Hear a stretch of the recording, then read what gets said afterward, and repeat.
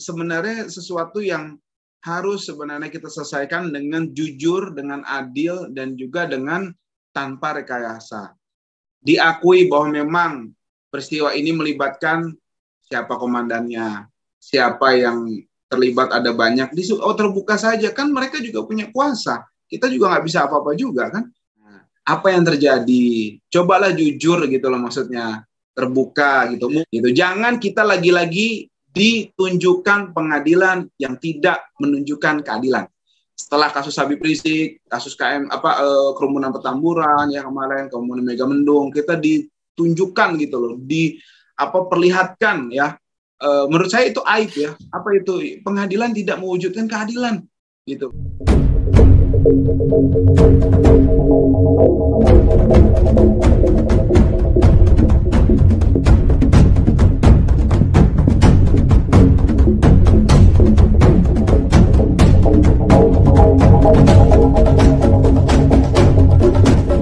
Kenapa kita katakan ini dagelan gitu ya? Kita menduga dagelan seperti itu. Kenapa? Karena yang pertama adalah bagaimana bisa gitu ya suatu peristiwa kejadian yang poinnya adalah terenggutnya 6 nyawa anak manusia, anak bangsa ya. Itu diselesaikan dengan mekanisme-mekanisme yang tidak dengan pengadilan hak asasi manusia, ya, tidak masuk kategori tidak masuk kategori dalam pelanggaran HAM berat gitu. Padahal faktanya jelas, kejadiannya jelas ya. Kejadian apa itu? Tadi, yang pertama terbunuhnya mereka 6 orang, yang kedua peristiwanya, Mas Hanif dan pemirsa sekalian serta Ustaz Slamet yang saya hormati. Peristiwanya adalah bagaimana 6 orang ini sedang mengawal gurunya, yaitu Habibana Muhammad Rizik bin Hussein bin Syihab. Pada waktu kejadian dulu, Desember 2020 yang lalu.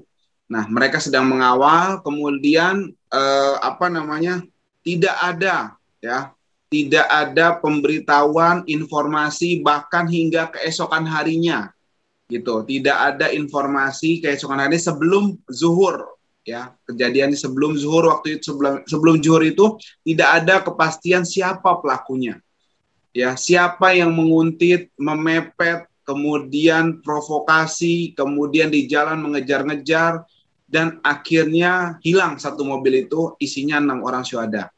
Gitu. Kemudian tidak sampai di situ saja, kejadiannya dini hari itu sekitar pukul 1 sampai pukul 3 dini hari kejadiannya itu sempat ada satu tempat lokasi kejadian ya, di mana mereka diturunkan dengan saksi-saksi yang di situ banyak ya. Nah, saksi-saksi yang sangat banyak, kemudian ada pengguna jalan, ada yang dagang di situ, ada sopir derek di situ gitu kan, di situ di kilometer 50. Nah, kemudian setelah kejadian itu tidak ada pemasangan garis polisi ya, tidak ada informasi yang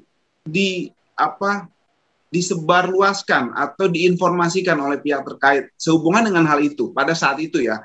Jadi ada jangka waktu dari pukul 01 sampai 03 hingga pukul 01 sampai pukul 3 kurang lebih ya. Hingga keesokan hari itu siang jam 12. Sebenarnya sesuatu yang harus sebenarnya kita selesaikan dengan jujur, dengan adil, dan juga dengan tanpa rekayasa. Nah, bagaimana bisa kemudian peristiwa itu hanya melibatkan 3 orang? Ya, 1 orang dikatakan meninggal, sisa 2. Kemudian selanjutnya saya mau katakan poin yang keempatnya itu mereka para pelakunya tidak ditahan. Sementara Habib Rizik Syihab dan kawan-kawan kasus prokes ditahan. Nah, sebenarnya hal-hal tersebut ini yang kami secara nalar masyarakat ya, kalau saya boleh katakan secara umum, saya bukan kuasa hukum gitu ya. Ini bagaimana kita bisa menerima hal tersebut gitu kan. Sedangkan satu nyawa saja itu luar biasa berharganya, ini 6 nyawa gitu kan. Nah, sudah begitu semua penyelesaiannya sepihak gitu kan. Harusnya maksud saya ini poin yang sebenarnya saya mau sampaikan di kesempatan yang mulia ini, di sore hari yang cerah ini, bahwa kalau memang ya sekarang ini kan sudah diakui bahwa memang ada keterlibatan dari penegak hukum atau pihak kepolisian dan yang mana saya nggak tahu yang lainnya itu melakukan hal tersebut terhadap ke-6 syuhada ini. Nah, maksud saya mereka juga punya kekuasaan, mereka juga punya kewenangan, ya sudah sedemikian rupa, ya waktu itu informasinya banyak yang diminta untuk menghapus video rekamannya pada saat kejadian di KM 50 pada saat penangkapan itu gitu kan. Nah, maksud saya kenapa tidak sekalian saja gitu loh. Artinya diakui bahwa memang peristiwa ini melibatkan siapa komandannya, siapa yang terlibat, ada banyak. Terbuka saja, kan mereka juga punya kuasa. Kita juga nggak bisa apa-apa juga kan, gitu. Mereka memang kita ambil tindakan terukur, begini segala macam. Nah, kita butuh sebenarnya satu-satu lah. Siapa para pelakunya yang terlibat di situ, siapa saja, gitu kan. Nah, kemudian yang selanjutnya, poin selanjutnya adalah kalau memang mereka sudah ditembak, sudah dilakukan penghilangan nyawa paksa, unlawful killing gitu kan. Nah, akui saja memang ada akhirnya mereka kan di sini ada bekas tembakan kan.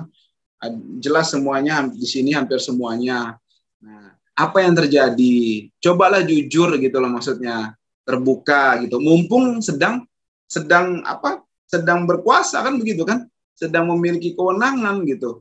Nah, artinya tidak ada yang mau menindak juga kan, yang berhak menindak juga kan, orang mereka sendiri yang bersidang kan, gitu, yang melakukan penegakan hukum gitu kan.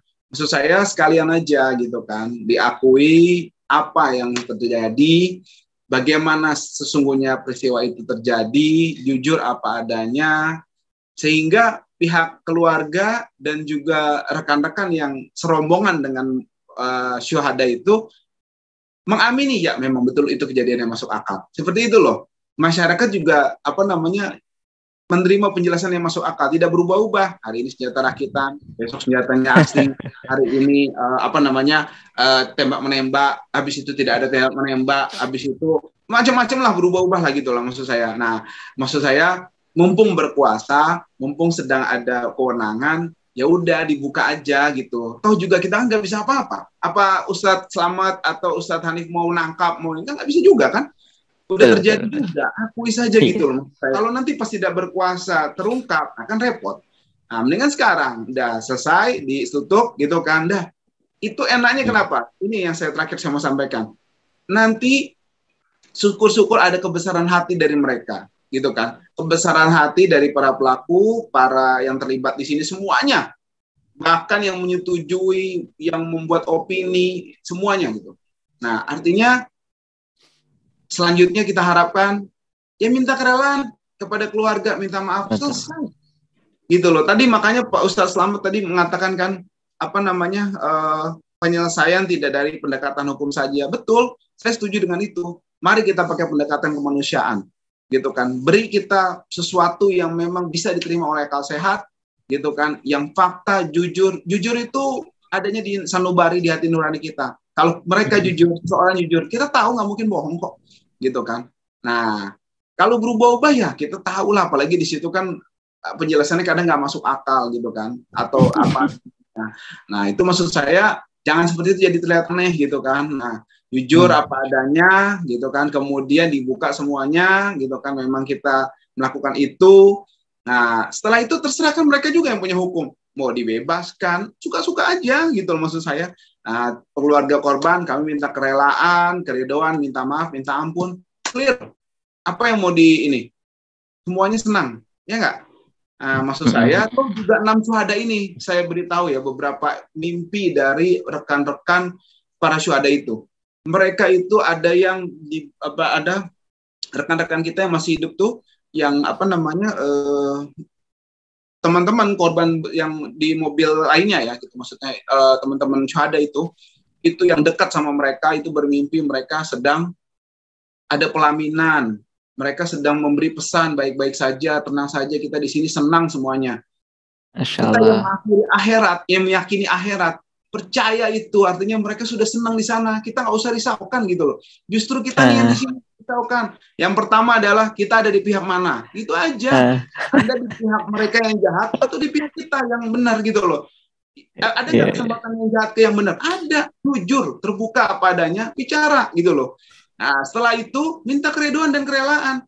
Semoga diampuni, diredoi, kita bisa menyusul mereka. Kan kalau salah begitu, selesai. Bukan langsung kita mau merekayasa, memfitnah. Percaya deh, itu akan menggali kubur kalian sendiri. Benar, seperti itu. Jadi maksud saya, kita minta kayak gitu. Jadi karena terpancing oleh Ustadz Slamet Sugianto, pendekatan selain non-yuridis, ada politik. Nah, saya pakai pendekatan kemanusiaan.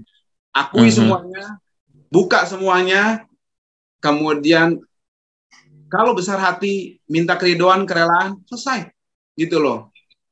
Jadi tidak buang-buang anggaran, tidak buang-buang energi, kebodohan, buang-buang kebohongan gitu loh maksud saya, dengan ya itulah gitu maksud saya, nggak perlu kayak gitu-gitu. Itu ini dari kami ya. Gitu. Jangan kita lagi-lagi ditunjukkan pengadilan yang tidak menunjukkan keadilan. Setelah kasus Habib Rizik, kasus kerumunan Petamburan ya kemarin, kerumunan Megamendung, kita ditunjukkan gitu loh, perlihatkan ya. Menurut saya itu aib ya. Apa itu? Pengadilan tidak mewujudkan keadilan gitu loh. Ada kasus prokes sampai saat ini, Habib Hanif dan Habib Rizik masih ditahan kasus prokes ya, sidangnya masih kasasi di Mahkamah Agung. Kita lihat nantilah apakah keadilan itu masih ada untuk mewujudkan keadilan, pengadilan itu masih ada untuk mewujudkan keadilan, atau pengadilan lagi-lagi menghancurkan keadilan itu sendiri. Lihat dari media aja ya kemarin, antara lain ada informasi dari yang menjaga, kalau saya sebagai awam ya, dan juga sedikit banyak paham hukum, nggak tertarik tentu saja dapat penjelasan dari pihak pihak kepolisian. Kenapa? Ya mereka yang melakukan gitu loh. Pasti mereka kan berpihak kepada ini. Jauh dari rasa keadilan. Nah, menurut kami ya, kami menduga seperti itu. Nah, makanya kami dengar soal kesaksian dari masyarakat. Ada 2 kemarin yang jualan gitu kan di daerah situ. Kemudian yang supir derek yang derek gendong ya kalau saya nggak salah, yang bawa mobil naas itu informasinya tidak ada tembak menembak di situ. Kemudian juga tidak ada perlawanan di situ di KM 50 itu sendiri gitu kan. Gitu. Artinya itu sedikit banyak membantah berita atau opini atau pendapat atau informasi bahwa terjadi pertempuran hebat lah di KM 50 itu. Ada yang pakai pedang, gedor-gedor mobil atau apa segala macam. Saya dengar waktu dulu ya seperti itu ya. Saya nggak tahu mana yang benar, mana yang tidak pernah diterangkan, tapi saya pernah mendengar seperti itu. Artinya memang saat kejadian naas itu memang kejadiannya ya seperti itu, ya tidak ada perlawanan dari para syuhada. Itu yang versi persidangan ya, yang saya ambil sedikit lah gitu dari media, bahwa kejadian itu kan malam dini hari itu. Sebenarnya kalau memang protapnya itu terjadi peristiwa pidana di situ kan, artinya ada perlawanan gitu kan, ada tembak menembak lah gitu kan. Nah sebenarnya dari ujung kita pengen tahu dulu deh, apa sih motivasinya ngikutin Habib, kan begitu kan? Oh, surveillance itu apa? Saya baca di Perkap ya, yang dikeluarkan Kapolri ya, saya lupa tahun berapa, itu mengenai observasi. Itu ada loh bagaimana cara observasi, bukan mepet-mepet gitu seperti itu. Nah, kemudian kalau memang ada tindakan terukur dan tegas, tidak pernah ada announce dari pihak aparat penegak hukum, baru mereka polisi. Entah identitas, statement, betul. pengumuman, itu bisa dilihat dari mana? Kan itu yang dikejar 2 mobil. Ada satu yang kejar-kejar, ada 2 mobil, ada Avanza dan Spin. Nah, yang Avanza itu bercerita kepada keluarga korban, pada kami, bahwa tidak ada yang menyatakan bahwa mereka itu pihak kepolisian, baik dari identitas baju, seragam, mobil, kemudian mereka kami dari polisi, nggak pernah ada. gitu loh. Artinya kan ini orang jahat pikiran mereka, sampai bahkan semua ya di yang mengalami peristiwa itu sampai esokannya baru tahu siang hari bahwa itu kepolisian. Kalau misalnya itu nggak pernah diumumkan, kita sampai detik ini nggak pernah tahu gitu. Jadi apa namanya itu. Kemudian yang kedua adalah di voice note. Kita udah berkali-kali katakan voice note itu alami, semua apa adanya di situ, menjelaskan ya memang apa namanya seperti itu kejadiannya gitu kan. Artinya saya berulang-ulang katakan kalau misalnya memang ada apa namanya pendapat bahwa ada perlawanan dari pihak syuhada ataupun pihak laskar waktu itu, perlawanan fisik ya dengan senjata, apapun senjatanya, itu pasti sudah di-announce di situ, di voice itu kan. Ya namanya orang jahat gimana? Saya nih dipepet sama orang jahat, saya punya apa ulekan, pasti kan bilang, lempar itu ulekannya gitu kan. Itu naluri, itu biasa gitu, udah pasti itu seperti itu. Itu nggak ada. Kenapa? Karena mereka nggak bawa apa-apa. Itu yang sedikit mau saya sampaikan sebagai perwakilan dari kuasa hukum keluarga korban ya. Korban syuhada itu maksud saya. Jadi itu yang ini, tapi biarlah ya, di opini di luar seperti apa, karena kan kita juga nggak punya kuasa dan wewenang untuk itu. Seperti itu. Ketika yang 50 itu jadi penangkapan, itu banyak masyarakat yang videoin. Kemudian yang memfoto, itu mereka disuruh hapus semuanya. Kenapa? Pertanyaannya kenapa? Apa perlu seperti itu? Sedangkan misalnya kemarin di Cawang ada busway nabrak gitu kan, itu banyak yang videoin, ya banyak yang ini, nggak ada yang disuruh hapus. Apa urgensinya itu harus dihapus apa? Gitu. Kemudian selanjutnya tidak ada polis lain di situ dipasang. Oh ini ada kejadian pidana tadi malam. Lalu dari jam 3 pagi sampai jam 11 siang. Itu waktu yang lama loh. Itu kalau misalnya memang kita ikutilah misalnya pola pikirnya, ada perebutan senjata, ditembak segala macam, jam 4, jam 5, mungkin jam 6, jam 7 sudah ada kabar kan? Oh ini ditembak nih segala macam, ini dia melakukan perlawanan, baru saja ini kejadiannya, ini di sini nih mepet-mepetannya semua, ini di sini merebut senjatanya. Ini mana kita dengar sampai detik ini nggak ada. Gitu. Kemudian akhirnya tempat itu diratakan. Maksudnya apa gitu kan? Kita bertanya-tanya nih masyarakat nih. Kemudian setelah itu apa namanya penjelasannya beda-beda ya, berubah-ubah lah gitu kan, penjelasannya berubah-ubah. Kita bisa tahu sendirilah, bisa dilihat di media penjelasan dari pihak kepolisian berubah-ubah. Kemudian juga ya tidak lazim gitulah sebagaimana tindak pidana umumnya kan. Kalau misalnya memang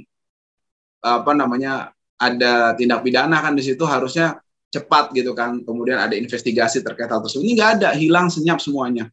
Atau mobil sudah ada di Polda, informasinya waktu itu kan. Sampai sekarang kalau saya tidak salah masih. Ini ada apa gitu kan? Kenapa ditutup-tutupi sedemikian rupa?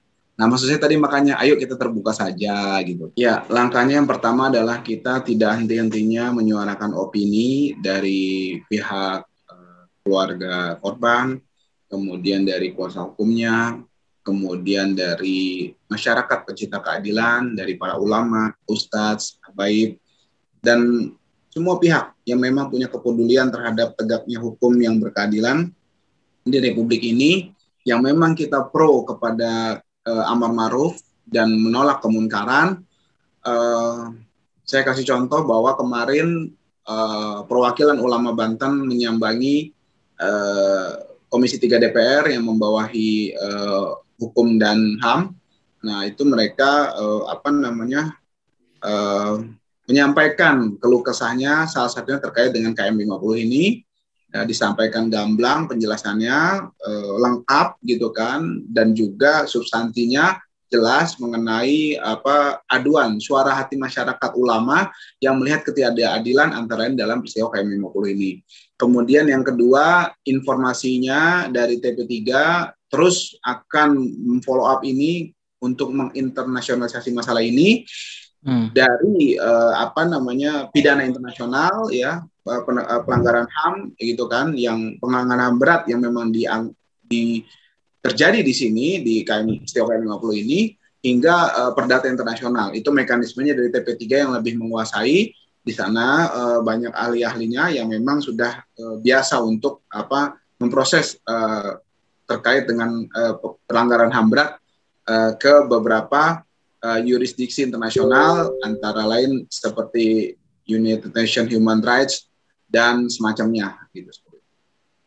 Itu yang saat ini terbuka dapat kita lakukan sembari kita memohon kepada Allah, semoga Allah buka tabir ini semuanya. Dan keadilan itu tidak mesti berdiri sendiri juga. Artinya seorang hakim itu, saya tambahkan sedikit ya, bukan cuma melihat sesuatu itu adil atau tidak, tapi dia harus menggali. Itu punya kewajiban mereka.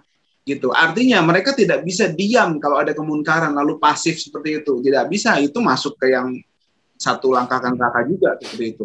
Artinya ketika ada kebatilan, mereka harus menggali, tidak bisa mengatakan, oh saya tidak tahu, saya tidak melihat fakta itu. Harus digali, itulah tugas mereka sebagai hakim. Makanya ada sekolahnya, ada pendidikannya, negara bayar, lewat pajaknya rakyat, kan begitu kan. Tapi mereka tidak menjalankan amanah itu.